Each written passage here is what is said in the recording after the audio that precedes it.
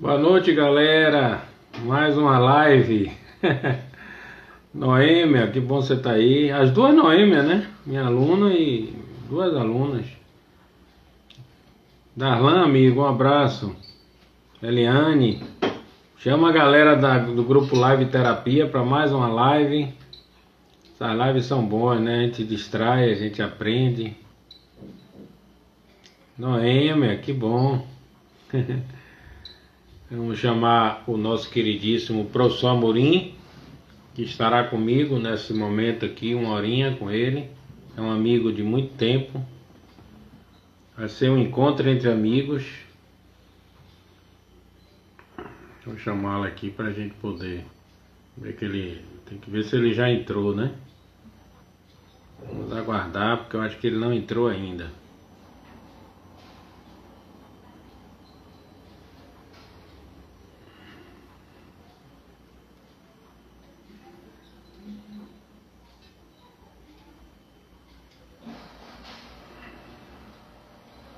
Esse Amorim chegou. A gente vai falar do nosso lançamos um livro juntos em 2004, galera. E a gente vai conversar um pouco sobre isso. O livro era o Bar Corporativo e as Pessoas de Atitude.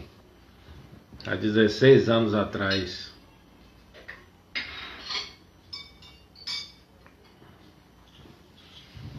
Vamos aguardar nosso amigo Antônio Amorim. Quem é que chegou mais? É muito bom saber que vocês estão aí, viu? Fico feliz. Vocês não deixam a gente só. Mariângela, Rose, Lucilene Lima. Que bom.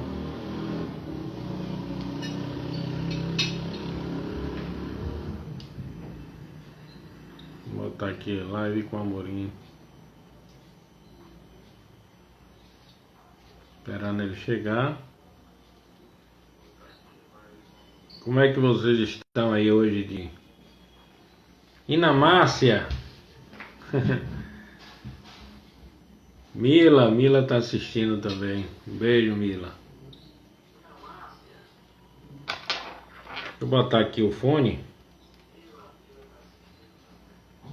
para eu poder escutar melhor vocês. Eu gosto de minhas lives, elas têm uma característica bem especial. Eu gosto de conversar, eu gosto de ler o que vocês estão. Nem sempre a gente consegue porque passa rápido, mas eu gosto muito de ler o que vocês escrevem, interagir com vocês. Em palestra, em aula, eu sempre fazia isso. Então no presencial, não é no online que a gente vai ser diferente. E aí tem logo um aviso, amanhã, Gel chegando, Mila. Amanhã às 12h30 eu criei, quem não está ainda, a Jornada de Amor e Cura, que são 7 passos para tomar posse de sua única vida. Tá um sucesso a jornada. Já tem 4 passos no YouTube, meu canal Professor Garrido Oficial. Por favor, vocês assinem o canal, bota o sininho, né, para receber. O Amorim chegou. E amanhã vocês 12h30, fiquem ligados aí. Vai ser um passo muito legal, que vai ser descartando 10 medos inúteis. Deixa eu ver aqui, Amorim.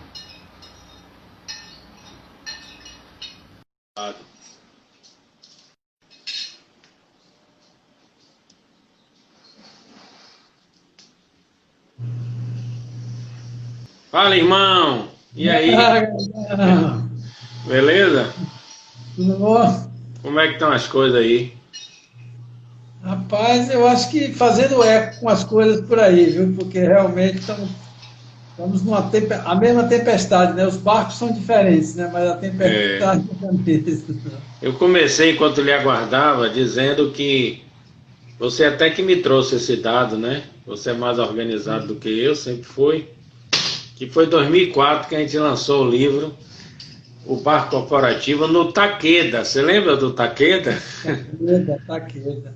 Na realidade, eu não lembrava da data, não. Eu peguei o livro para verificar a data e eu vi. Eu tenho um também. Esse livro aqui ele não é possível vender por nenhum dinheiro do mundo. Antônio Amorim.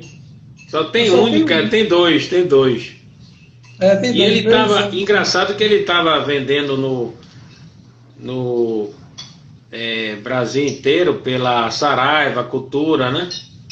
Mas no final dos tempos, assim, quando eu precisava de algum, para dar algum amigo, eu ia lá, menina, tem um em Manaus, vamos mandar buscar.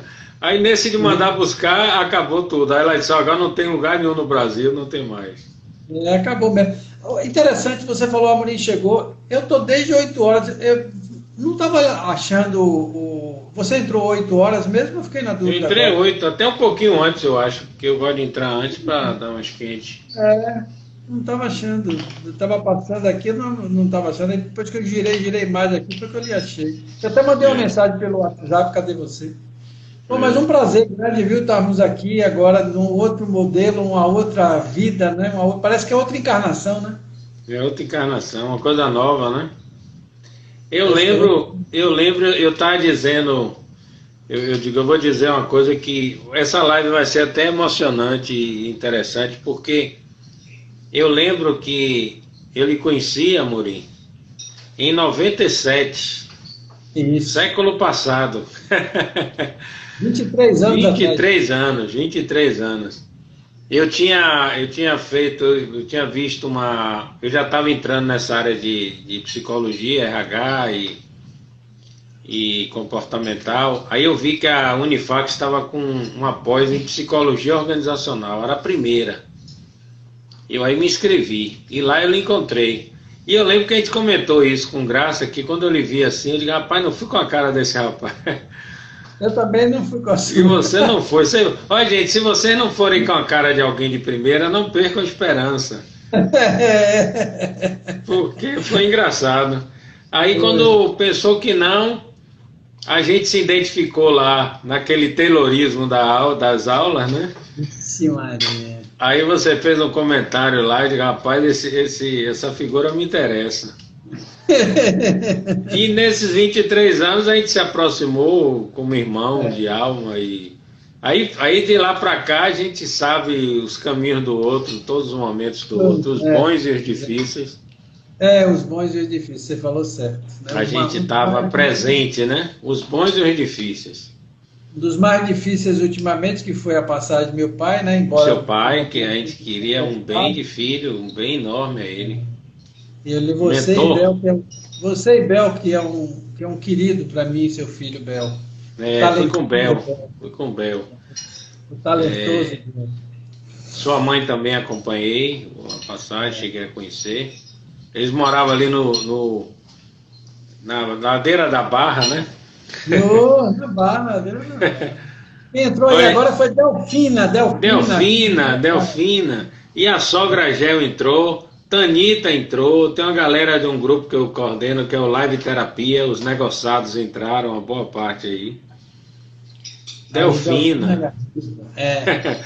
E aí, irmão, nesse tempo de 1997, veio aquela loucura do PDGI, aquelas coisas todas, e aí em 2004 saiu esse livro, O Parco Corporativo e as Pessoas de Atitude, pela editora de nosso amigo querido até hoje, Sérgio Almeida, né? Casa da Qualidade. E aí foi no Taqueda. Taqueda foi um lançamento, um restaurante japonês no Costa Azul. Isso. Ali no Jardim Armação, né? Rapaz, impressionante. Você outro dia comentou isso comigo quando a gente falou sobre essa possibilidade de fazer essa live, que na época não tinha rede social, não tinha WhatsApp, não tinha nada, né? Nada disso. Nada. E a gente conseguiu, assim, colocar muita gente, não só em quantidade, como em qualidade, né? Foi pessoas mesmo, assim, foi um lançamento. Eu já tinha saído do polo, mas realmente foi mesmo, foi um evento muito bacana mesmo. E depois dali, aí a BRH, né, que a gente participou juntos, né? Sim, fizemos um lançamento também dele lá em São Paulo, né? São Paulo, no Conar, né? Mas a BRH a gente fez muita coisa, Associação Brasileira de Recursos Humanos. Foi na Temos gestão vários nossa. congressos, várias coisas, fizemos uma revolução. Depois a DVB que você tinha passado, eu fui, né? A gente ficava se divertindo. Mas, velhinho, até dizer o pessoal, a gente se chama de velhinho quando a gente era novinho, há 23 anos a gente se chama de velhinho. Aí uma hora a gente vai ficar bem velhinho, vai continuar o nome, né? Esse velhinho não é fácil não, mas eu gosto muito como a gente, essas lives, eu acho que é para divertir e refletir. Sempre que eu vejo você, e eu vi aqui no livro, a gente fazia o livro e se divertia muito, mas também tem umas reflexões que você colocou sobre carreira, eu também, comportamento. E eu sempre gosto de dar seu exemplo e gosto que você conte. Olha minha outra irmã Mari aqui, beijo Mari, tá vendo? Só falta a Lucila ali, beijo Mari e beijo Del, tá todas as duas aí. Beijão, queridas. E aí, velhinho, eu gosto muito que você conte a história que da sua virada profissional, né? Porque hoje você, inclusive, trabalha com coach, é um grande profissional nessa área de carreira, com jovens e tal, e pessoas, né, de modo geral. Mas você foi um exemplo, porque eu lhe conheci gerente financeiro de uma fábrica do Polo, fazendo um curso de psicologia, era um negócio meio louco assim, né? Como é que foi essa história da sua virada? Mas é engraçado, a virada, outro dia até eu contei, eu tinha uma curiosidade sobre essa virada, talvez tanto quanto você, porque eu financeiro, eu economista, economista, com pós-graduação em administração, que entrou aqui a nossa querida amiga Rita Vieira, que mandou até uma mensagem postou a nossa... querida.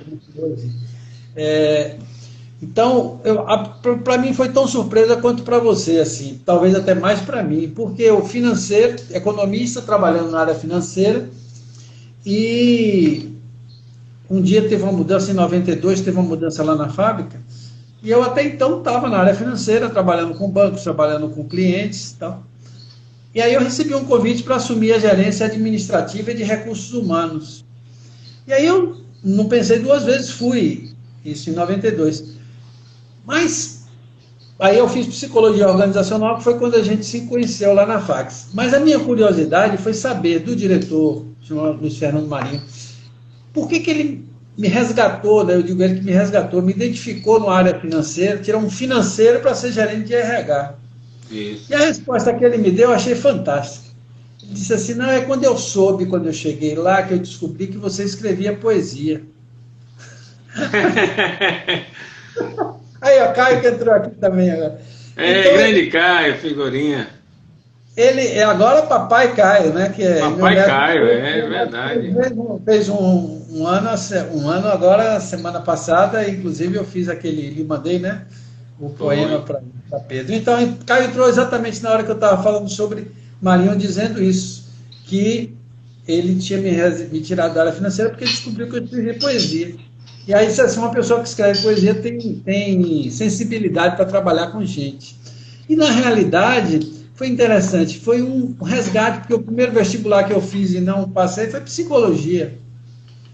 Então, eu trabalhava com financeiro, né? Na verdade, eu fazia o trabalho acontecer através das pessoas, né?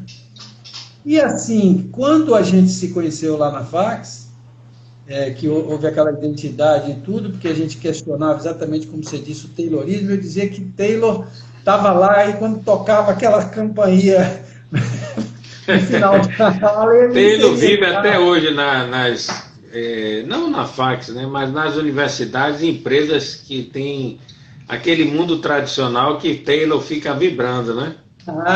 Ele reencarna várias vezes ali, né? Então, essa veia mais anárquica, essa veia mais questionadora, nos aproximou lá dentro da Fax, né? E assim, o interessante, quando você falou do livro, eu queria puxar, depois lhe devolvo, é que o livro a gente trata de três temas: gestão corporativa, carreira e qualidade de vida. Ele é dividido, os artigos estão distribuídos equanimemente é bonito, né? Entre essas três áreas: gestão corporativa, carreira e qualidade de vida. Sempre um seu, um meu, um seu, um meu, um seu, um meu. Mas esses temas, eu fiquei olhando isso, esses temas estão extremamente vivos, né? Apesar de 16 anos atrás, e hoje numa nova era, numa era digital, mas são temas absolutamente atuais, né? Gestão corporativa de vida. Ele fala de três, Não é isso? Três áreas, né? Que nunca vai cair de moda, essas três áreas, né? Interessante, né? Quando eu vi hoje, se você me perguntar se estava na minha memória, não, porque eu li.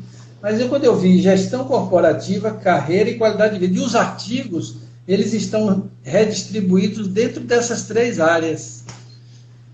Eu achei rico isso, né? Porque há 16 anos atrás a gente focou em três temas bem atuais ainda. Eu estou olhando aqui uma curiosidade, velhinho.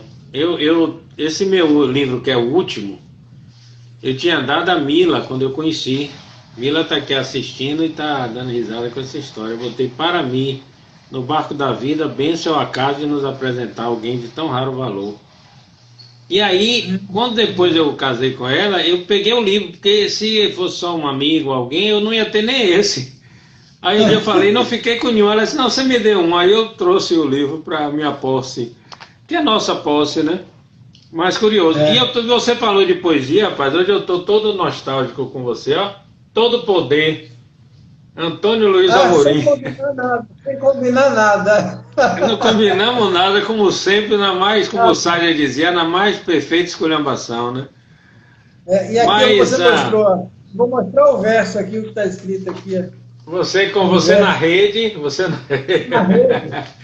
Mas e aí, numa casa de praia que você tinha, que eu fui lá na ilha, né? Na ilha, exatamente. E aí, os patrocinadores do livro. Diga aí quem são os patrocinadores. Os três patrocinadores. Outro dia eu pensei isso. Olha, que coisa interessante. Viu? Para vocês que estão pensando em colocar negócio, veja isso. Aqui tinha uma loja de canetas, uma empresa de consultoria, uma empresa de eventos e um motel. O único que ainda está aberto é um hotel. O resto, todos os outros ou migraram de negócio ou fecharam. Entendeu? E o motel deve estar balança, mas não cai. Agora com a pandemia caiu, que é o Del Rey, hotel até qualificado. Era 600, Garrido e Romero, né? MDM Eventos. Olha, MDM Eventos de Turismo é capaz de Gel, que é minha sogra que trabalha com turismo, uma grande agente de viagem, conhecer. De quem era essa MDM? De Jorge J. Garcia. Ah, de Garcia. Olha, Gel, seu amigo Garcia que você fala, de saudosa memória. Era um dos sócios da MDM Eventos, né? Eventos de Turismo. Então você veja, amigo. E tem poesias aqui. A minha predileta, eu até mandei outro dia para um casal que eu estou acompanhando, eu mandei. E mando para algumas pessoas. Até hoje eu mando, eu gosto. Que é Um Tanto Um. Eu sou louco por essa poesia sua. Um Tanto Um. Vocês... Quer dizer que o seu diretor lá identificou, né? Que você era... Uma coisa inusitada, né? Porque um cara diretor, e olha que ele é engenheiro químico, estava assumindo a diretoria financeira e administrativa, e aí ele me disse isso jantando comigo depois de um tempo. Eu falei: Marinho, eu tenho uma curiosidade. Por que você Como foi que você me identificou na área financeira para trabalhar na área de recursos humanos? Ele falou: quando eu soube que você escrevia poesia. Eu achei interessante. E aí você falou numa questão que é importante falar, porque agora, isso em 2020, nessa pandemia, que eu acho que muitas coisas... Rita, inclusive, que apareceu aqui, Rita Vieira, que se reinventou maravilhosamente, ela é uma grande produtora de eventos, né? Ela se reinventou, está fazendo trabalhos com a parte de gastronomia maravilhosa. Eu sou cliente dela, que eu sou aqui vizinho dela, aqui também no condomínio. Ah, que massa. Mas então, assim, entre a reinvenção e os retornos, né, eu tenho tido muito prazer em resgatar a questão da poesia, que era algo que tinha ficado... O João Cabral de Melo Neto disse que a poesia nos procura até os 27 anos, né? Depois a gente é que tem que procurar por ela, né? E aí agora, depois de muito tempo, eu retomei com Pausa com Poesia, né, que é um Instagram que eu criei, postando coisas que eu reencontrei, E mais recentemente, a maior fonte de inspiração para voltar efetivamente foi Pedro, meu neto, que aí eu escrevi Aprendizados, que é o que eu tenho o mestre, porque o mestre não precisa falar, né? É o comportamento dele. Então ele me mostrou e eu escrevi, voltei a escrever. Mas eu tenho essa dívida de gratidão com você também, Gardão, porque na realidade, quando do lançamento do Todo Poder, né, desse livro Todo Poder, que foi exatamente em... Esse aqui eu preciso ver deve ter sido 99 por aí, não? 98, 99. Foi quando a gente se conheceu logo. 99, exatamente. Foi em 97. A gente se conheceu em 97, foi em 99. E você estava com aquele programa do PDGI, né? Programa de no Estado, foi. E aí, na época, você falou com o César e vocês apoiaram, né? Patrocinaram também o livro aí. O César Romero, meu sócio e irmão, e na época Garrido e Romero foi um dos... Mas assim, velhinho, o que eu achei interessante... E outra coisa antes de falar, porque você é um grande pioneiro, né? Quem vê hoje você fazendo tanta coisa como você faz, você tem uma estrada já de muito tempo, né? Eu me lembro quando eu estava como gerente no Polo, lá já como gerente administrativo, aí eu estou falando de 92, 93, não, que 92, 93? 92, 93 eu entrei. 97 a gente se conheceu, deve ter sido 99 mesmo, 2000. 98. Eu me lembro que você já tinha um programa chamado Empreusa. Era mesmo, E eu contratei você, na época, eu como gerente administrativo, contratei você para fazer um treinamento para as equipes. Empreusa, era EUSA. Lá no Polo, não foi?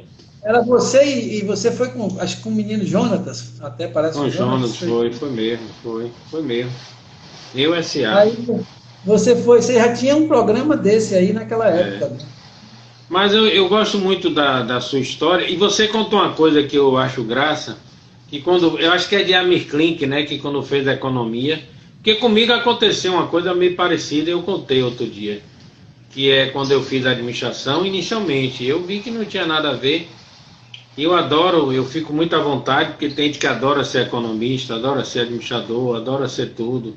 Aí o negócio do Raul Seixas, o que eu como a prato pleno pode ser o seu veneno, né? E eu quando fiz a administração, eu me lembrei, e você fala muito isso também, que eu pensei assim, que quando eu me formei, eu já tinha uma certeza que eu não queria trabalhar com nada daquilo, né? E parece que o Amir Klink falou, e você também, quando fez a economia, viveu um pouco isso, não foi?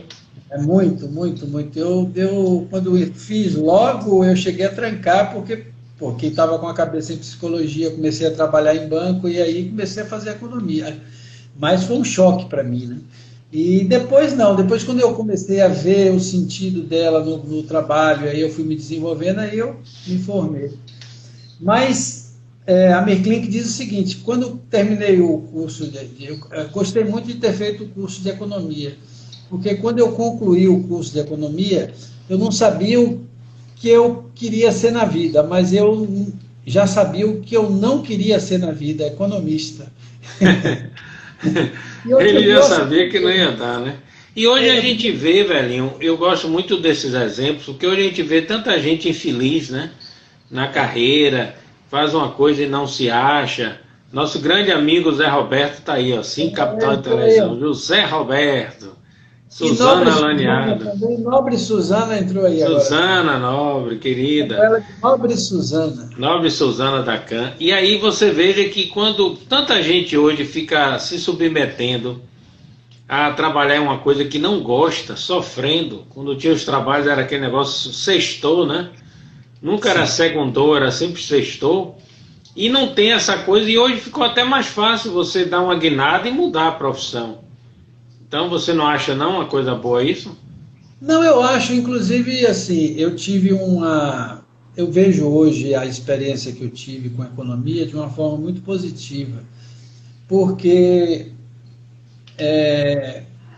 tem um lado prático, tem um lado de visão, de entender. Outro dia eu até estava fazendo uma live com o Fábio Rocha e ele falando, ele é administrador puro e tal, ele falou assim, não, é interessante essa experiência porque um grande dificultador, e você é um cara que tem muita experiência com RH, que trabalhou bastante, o grande dificultador do RH, muitas vezes, é exatamente mostrar por que, que o RH é estratégico.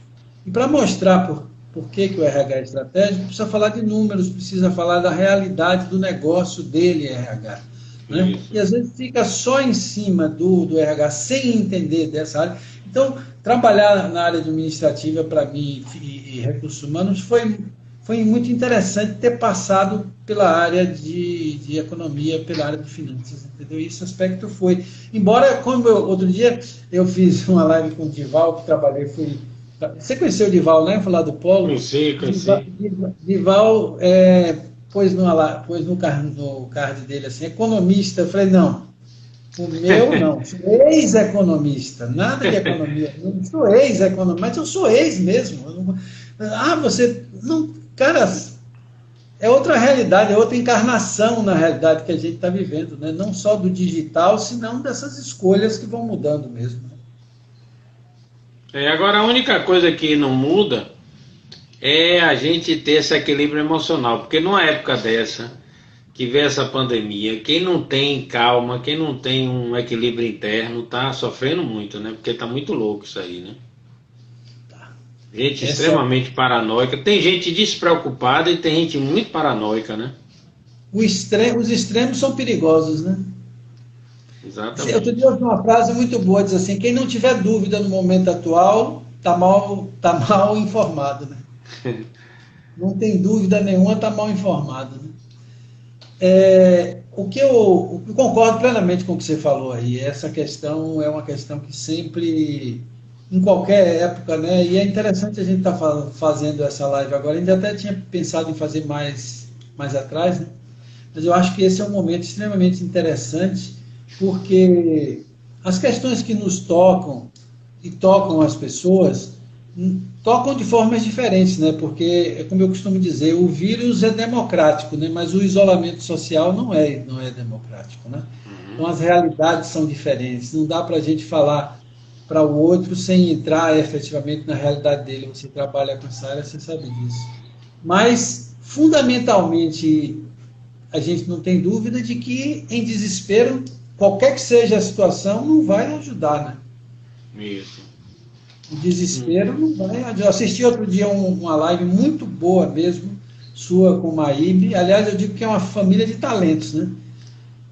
Porque o card feito por Bel, talentosíssimo. A Maíbe eu não conhecia ela, não tinha visto ela falar ainda. Que domínio de conteúdo e facilidade de expressão, né?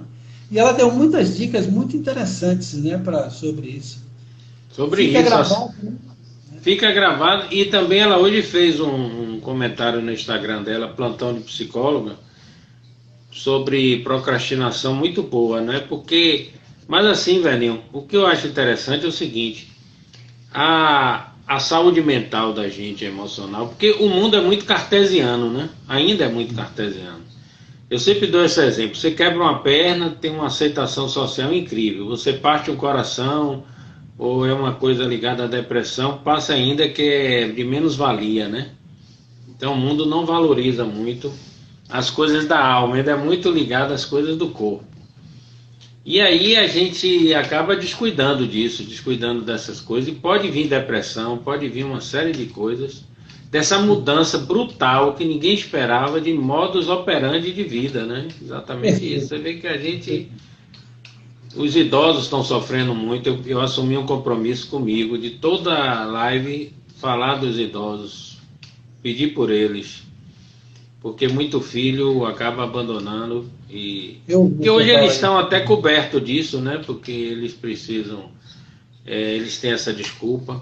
As crianças estão muito sofridas e é um momento de acolhimento, né? Um momento de tolerância, de acolhimento. Como é que você está vendo aí na sua parte profissional?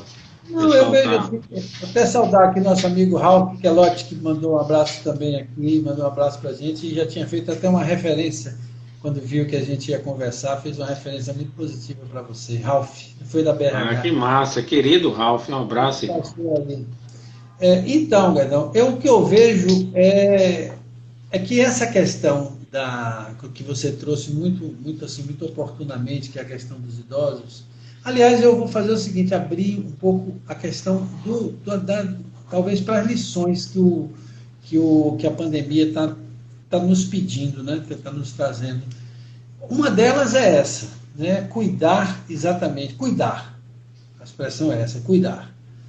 Outra é a questão do valor das coisas, né? Como que mudam, como que mudou esse olhar Isso, e essa, né? Essa questão dos idosos também, hoje, felizmente, eu diria felizmente, tudo isso está acontecendo numa geração que ainda se tem a tecnologia como suporte, né? Porque hoje, por exemplo, os idosos têm a possibilidade de colocar um Instagram ou um WhatsApp e ver o neto, ver a família, né? Então, isso ajuda bastante, tem minorado o processo. Olha que coisa curiosa. Antes da pandemia, a máquina, o celular, era um ofensor, né? Porque o cara ia na casa dos avós. Uma vez eu vi um caso interessante, era até risível.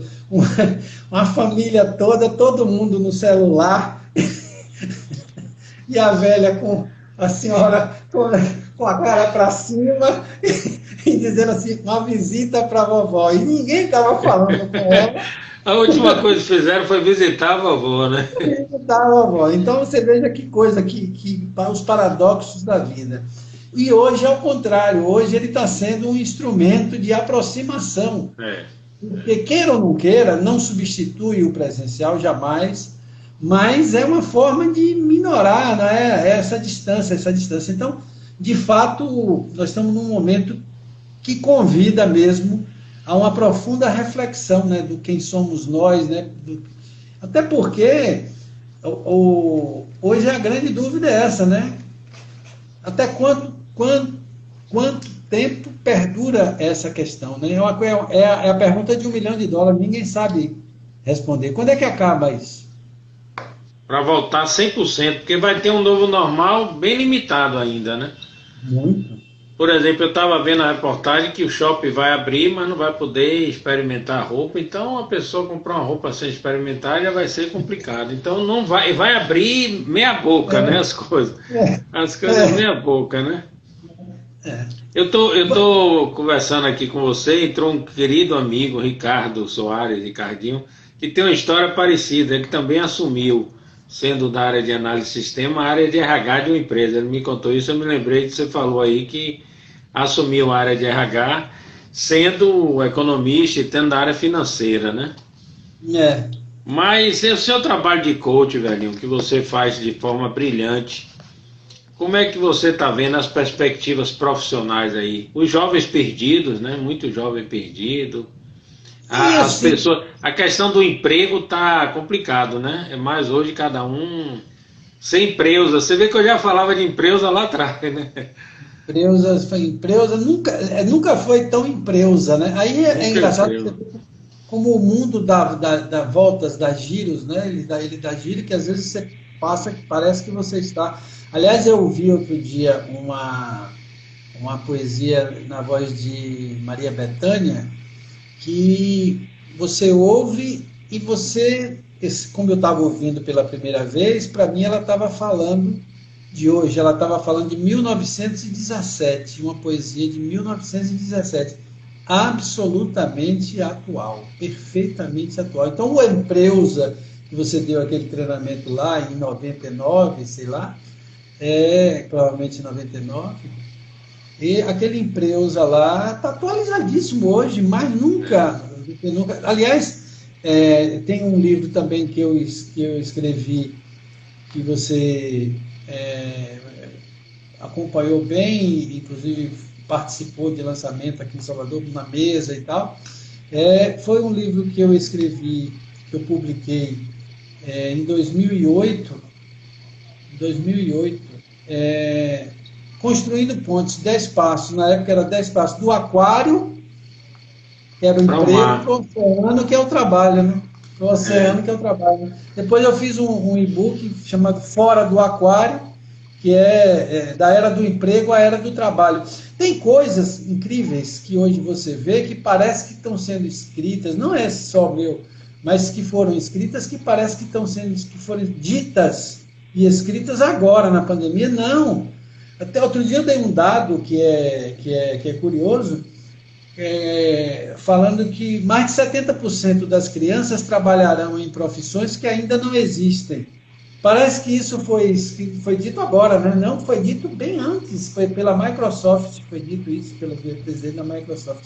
Então é um processo, Gaidão, profundo de transformação, em que eu acho que mais do que nunca responder aquela primeira pergunta do quem sou eu continua atual. E você veja, quem sou eu, né? Quanto tempo se fala nisso? Mas assim, respondendo ao que você me perguntou, em relação ao trabalho, né?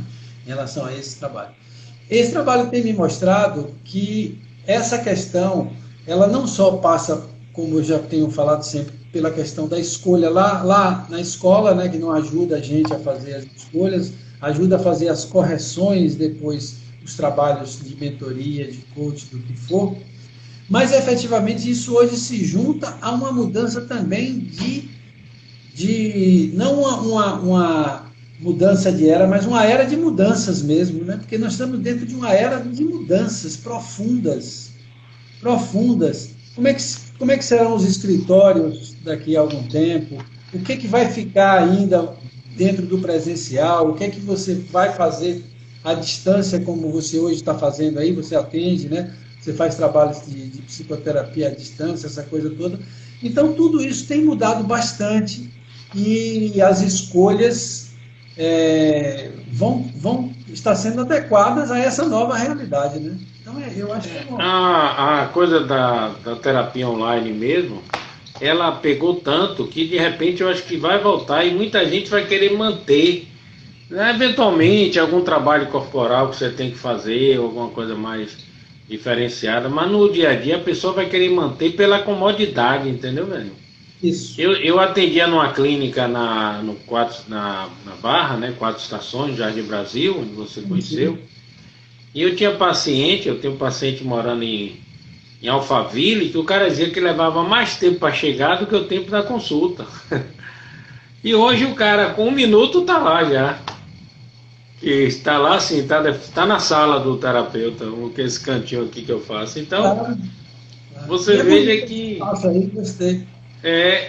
Então você veja que é um negócio meio estranho, meio louco, né? Essa vida de... Aí, a Rita está dizendo que hoje ela fez uma aula de Pilates online. Todo mundo se reinventando, né? E as famílias, velho? Como é que você está vendo o casamento, a família também afetada, né? Eu tenho lido sobre isso, né? Que tem... Porque é um enfrentamento, né? Esse é um enfrentamento, é interessante. Não dá para ficar fugindo, né? Mais de 100 dias, já, 110, sei lá quantos mais. Você numa convivência cotidiana. Então, eu acho assim, subindo um pouco no helicóptero dessa questão, o convite é um aprofundamento não só das nossas relações, como também das nossas escolhas, né? Porque se você olhar, a natureza está mais saudável do que estava antes. Isso.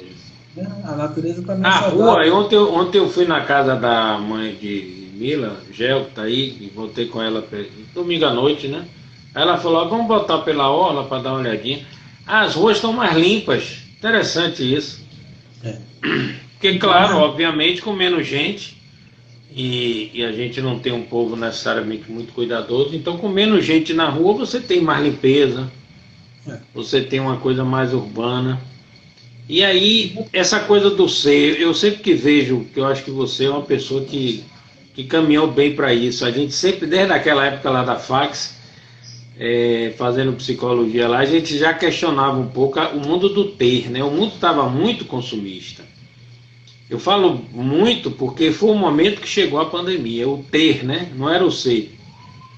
Nosso amigo Pedro tem um termo, né?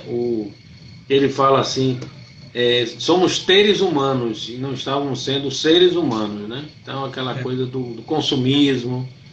Então será que a gente pode ter uma esperança de que com essa confusão toda a gente vai buscar mais o que é essência? Aquelas perguntas de Saia, né?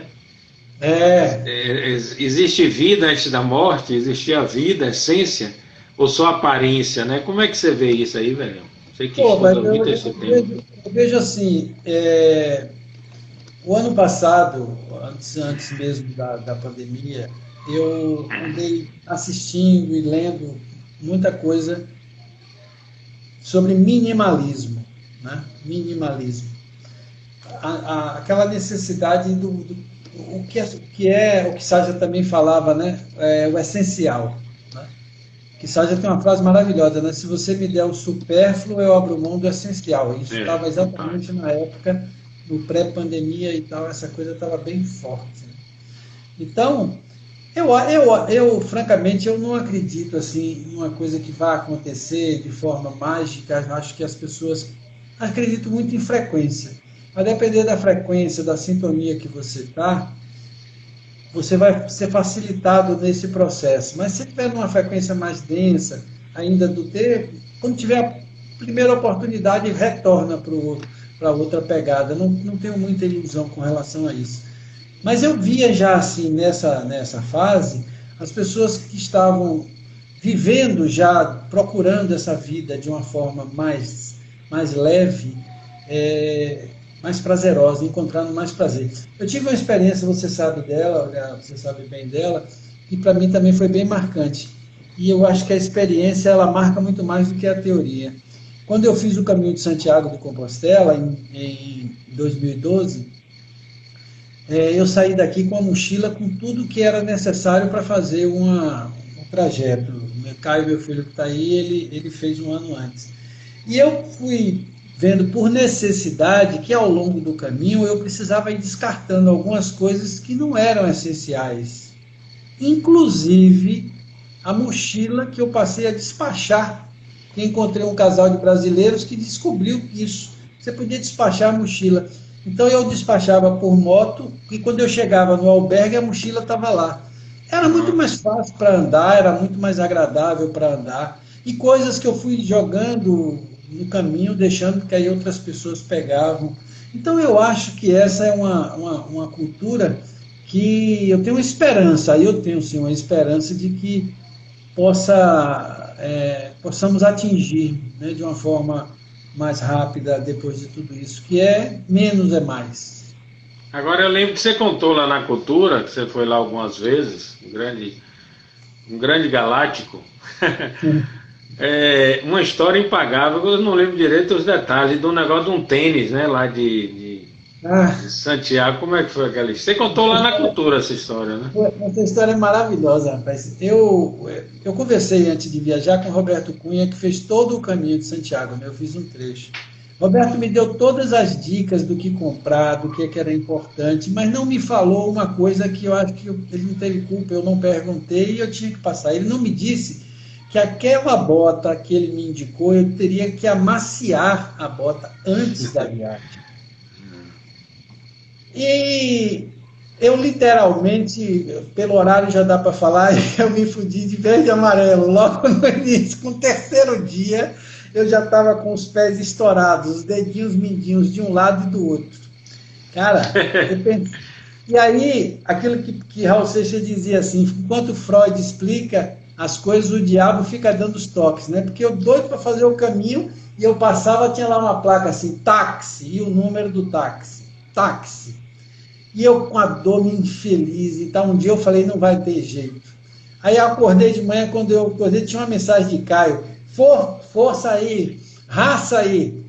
Eu também estourei com bolhas, não sei o que e tal, aquilo me deu uma força, rapaz, eu saí andando. Lembro como hoje, nesse dia, Gardão, passaram 4 caras andando. Tinha um japonês, eu me lembro do japonês. O japonês, cara, andando numa velocidade. E ali, naquele momento, eu fiz uma reflexão profunda, porque eu senti vontade de voar no pé do japonês e tomar o sapato dele para ver se cabia. Roubar o japonês, né? Roubar o sapato do japonês. Aí eu fiz uma reflexão que foi muito profunda para mim. Como é que eu posso julgar o outro sem estar vivendo a situação dele, né? Porque se passou pela minha cabeça aquilo, é evidente que eu não ia roubar, nem pular nos pés do japonês, mas eu tive vontade.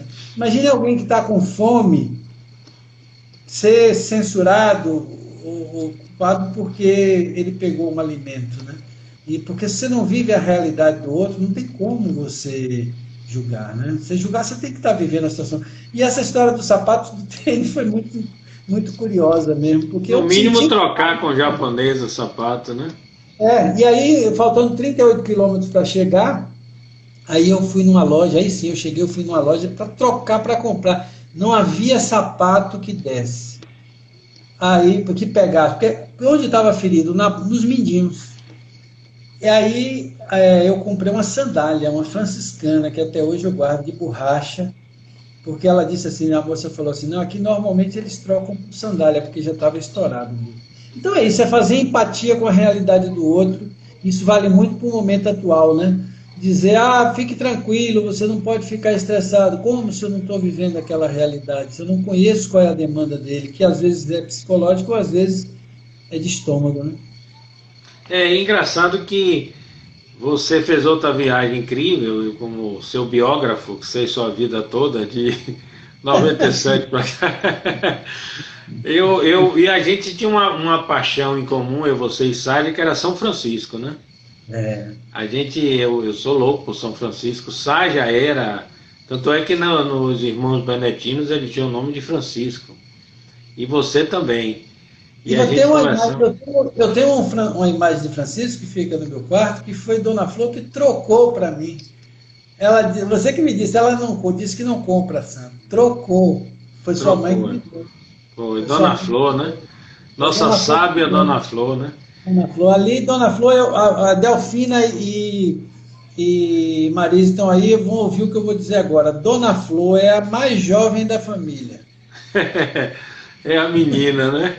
Eu não aguentei quando ela falou com você, tem anos isso, ela disse, amor, eu vou fazer uma pizza para você, mas não vou fazer agora não, que eu tô quebrada. Deixem as coisas melhorarem que eu faço uma pizza, né? Ela fez a pizza, né? A gente comeu essa pizza lá. Mas essa coisa de São Francisco, e uma vez eu perguntei a Ságia, porque Ságia era um grande executivo, fumava, pouca gente sabe disso, né? E eu peguei Sália, rapaz, na fase mais radical dele. A fase que ele entrou mesmo. Sália tinha 7 roupas iguais, silax, né? E Sália não pegava em dinheiro. Sália entrou numa coisa de voto de pobreza, voto de... Aí eu lembro que eu fechava as palestras para ele, a esposa da época passava, e era aquele jogo de cintura. Depois ele caminhou, mas sem perder a enorme espiritualidade que ele sempre teve, né? E que faz uma falta enorme a todos nós, e numa pandemia dessa ele era essencial, né? Mas eu lembro que uma vez eu perguntei assim, Ságia, por que você deu essa guinada? Ele disse, foi um livro. E aí eu me lembro muito do ditado árabe, quando o aluno está pronto, o professor aparece de várias formas, né? E quando ele falou um livro, ele disse, foi o Irmão de Assis, que é uma biografia que eu acabei lendo com medo também, mas eu li essa biografia, e a gente tinha essa paixão muito grande. E você foi lá, né? Você esteve lá, né, ou não? Como é que foi essa experiência? É isso, eu já tive lá em Lisboa, né, em Santo Antônio, né, que eu sou, como diria o Dorico, devoto juramentado de Santo Antônio. E você tem Antônio Amorim, né? Eu sou devoto, minha mãe que me fez devoto de Santo Antônio, meu filho Caio gosta muito de Santo Antônio também, e eu fiquei muito feliz que minha cunhada mandou a semana passada uma medalha de Santo Antônio para meu neto Pedro, lá da Itália, né? Nós estivemos lá, porque minha cunhada está morando lá, e eu disse, a minha condição para ir era ir em Assis. Rapaz, maravilhoso. E eu trouxe para você e para a Ságia, e eu me lembro que eu disse a ele assim, Ságia, trouxe para você uma lembrança lá de Assis. Trouxe uma medalhinha, a que eu trouxe para você, eu trouxe para ele também. Eu levei até lá na cultura um dia e dei a ele. Rapaz, é um lugar assim muito mágico. Quem tiver assim uma oportunidade de ir, né? Porque São Francisco inclusive São Francisco e Santo Antônio sempre foram muito amigos, né? Santo Antônio foi discípulo de São Francisco.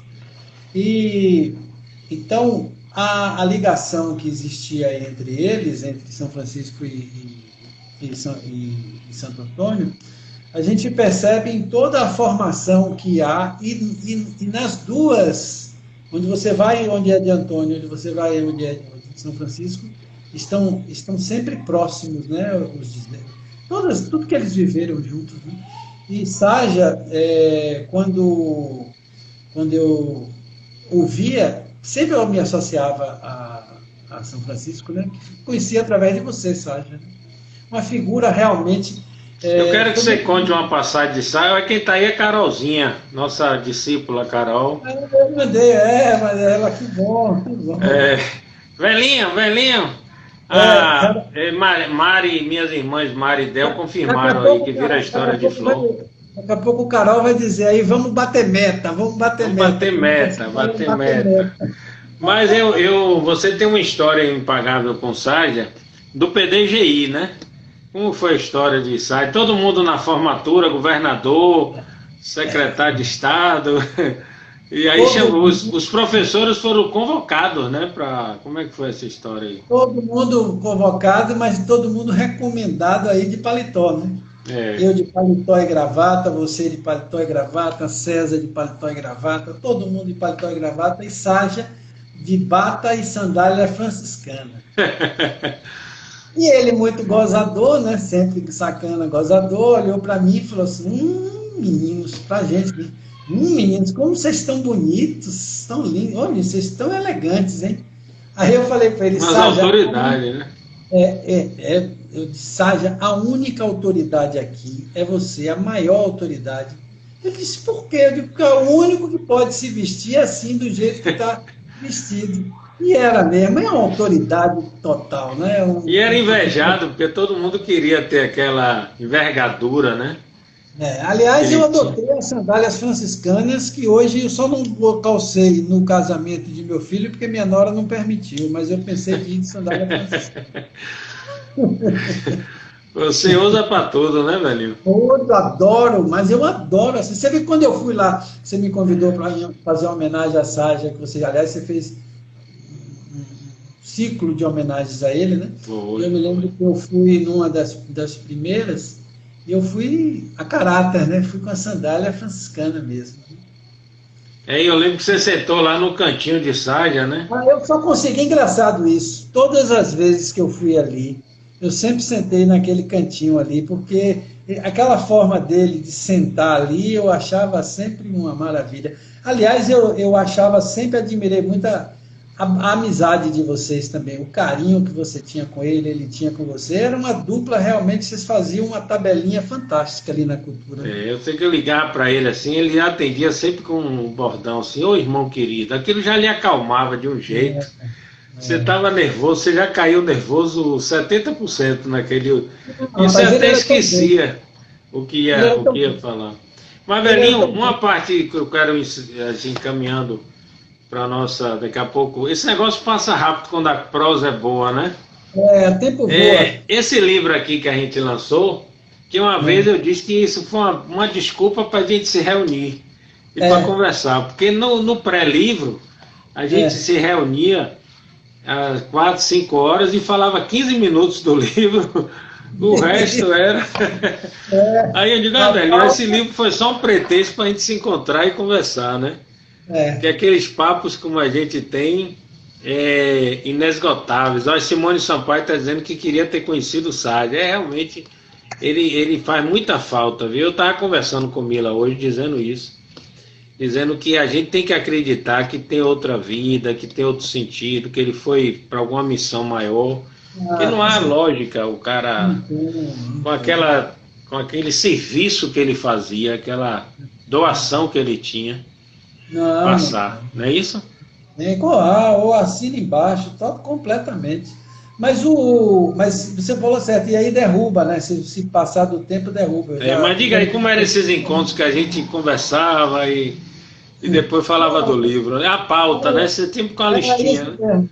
E as reuniões eram nos lugares mais inusitados que a gente marcava É, as reuniões é. para conversar, né? E às vezes chegava gente e você dizia, não, agora não, deixa eu terminar aqui a conversa e tal. Então, mas era esse o espírito da coisa mesmo, né? Você falou tudo aí.